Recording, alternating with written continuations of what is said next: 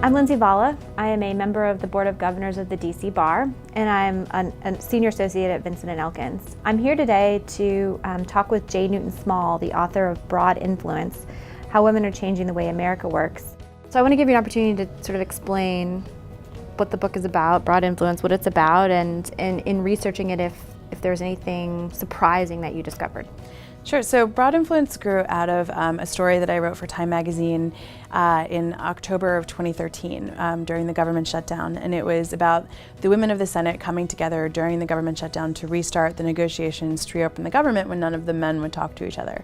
And so I had a lot of interest in writing a book out of that, but the women of the Senate were literally all writing their own books, and they didn't need one from me.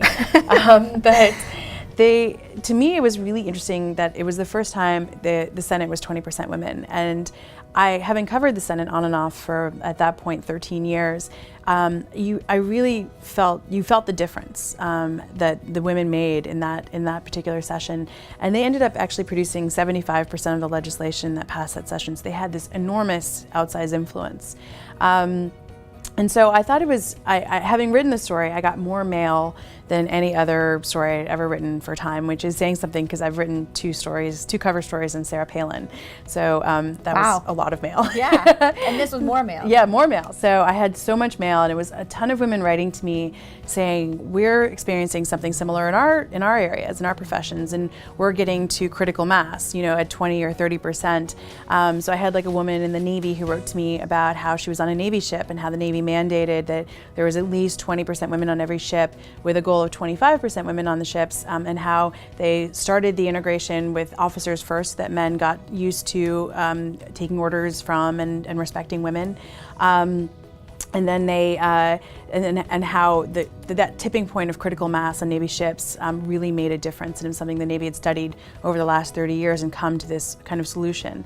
There's another woman who wrote to me about from New York, who she worked for a group called the 30% Club, and how they were trying to get 30% of all corporate boards, women were trying to get, and how they did a ton of amazing research showing that companies were like 26% more efficient, 45% more profitable. They had to restate their earnings 55% less once they reached this tipping point of 30% women on their boards. And so it was sort of like, God, it's a no-brainer. Why wouldn't you want to have 30% women on every company board in America? And yet so few of them actually have that. Only 17% of, on average, women only account for 17% corporate board representation, and they've been stuck at that number for the last decade. They haven't made a lot of progress. So it was really interesting as I kind of looked into this field, or that defined that in almost every medium there was research that showed that there was this kind of critical mass tipping point, and that women really began to change the culture of an institution once you got to that.